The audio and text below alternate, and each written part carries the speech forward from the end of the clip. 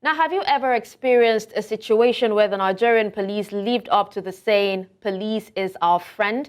Well, the video you're about to watch right now is a mirror of such saying. On Tuesday, a trending video clip captured operatives of the Lagos State Police Command sharing bottled water and biscuits to protesters in the state. The protesters had converged at Ikeja Bridge in the early hours of Tuesday to begin the two-day nationwide protest. In a statement by the police force, that's the PRO, that's the Force Public Relations Officer, ACP Muyiwa Adejobi, the police had pledged to provide protection for the protesters so as to forestall miscreants and hoodlums from hijacking the protest.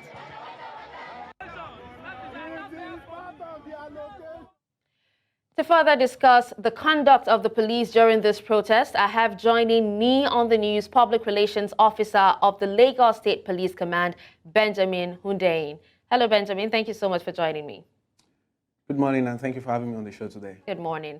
Now, let's start with what happened yesterday during the protest. Now, Nigerians have actually hailed the performance of the police during the protest, and they said they actually felt protected compared to previous instances where there was use of excessive force. What can be attributed to this? Are we seeing a newly reformed or even a transformed police force? Well, I would say it has always been the same police force, and we simply respond to situations. So yesterday, the protesters were very orderly. they were at their best behavior. So that elicited also positive things. We were with teargas yesterday, and we were ready to use them if things had turned awry.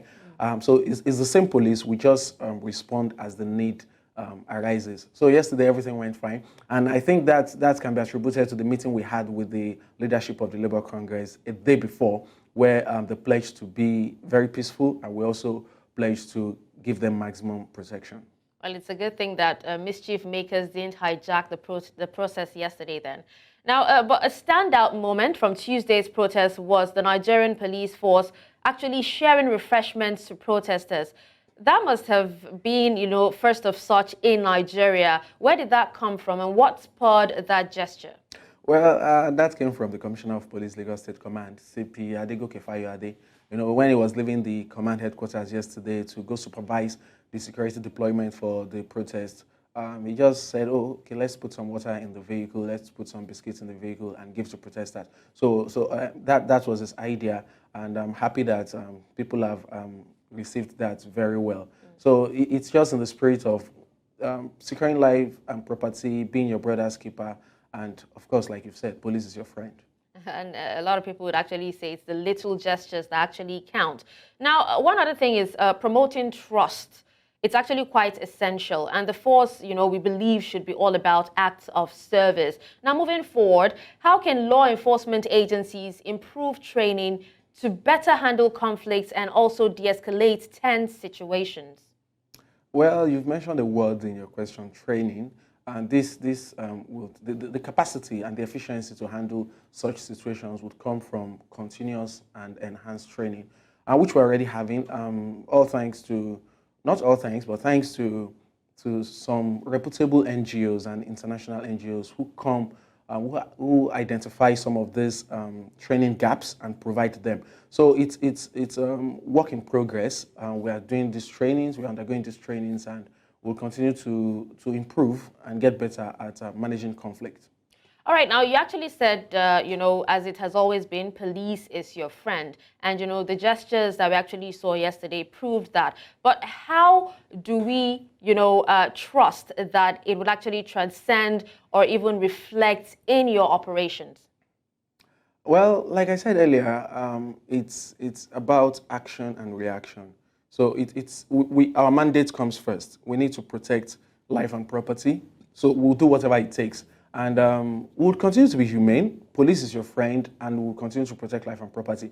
And when the need arises, for example, some hoodlums want to hijack the process, then we'll need to come hard on them. So people need to just relax and rest assured that the police would continue to support them in every legal and lawful thing they do. All right. Now, in improving community relations, what ways can police initiatives, if I'm asking, or what measures can be taken to actually hold police officers more accountable and more importantly to actually change the mindset of some of these officers? Because we've actually seen situations where these officers have been so have been threats to the citizens, especially those who actually believe that the only way to function is the use of force and intimidation. Well, the force is not unmindful of this, and that's why the Inspector General of Police, IGP Ikeja, actually mandated every state command to create the complaint response unit so that police officers can be held accountable when they engage in unprofessional conduct. So we have one in Lagos here, and other states have started coming up. Lagos State was the first to create a complaint response unit.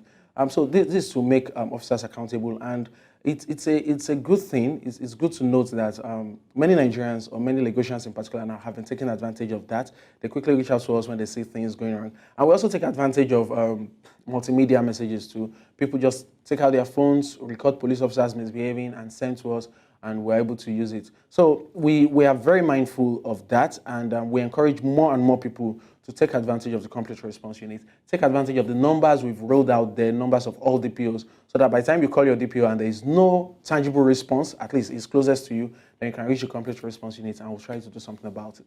All right, now just before I actually let you go, talking about these numbers, some have actually complained that it's quite difficult to, keep in their heads when they're in trouble and all that.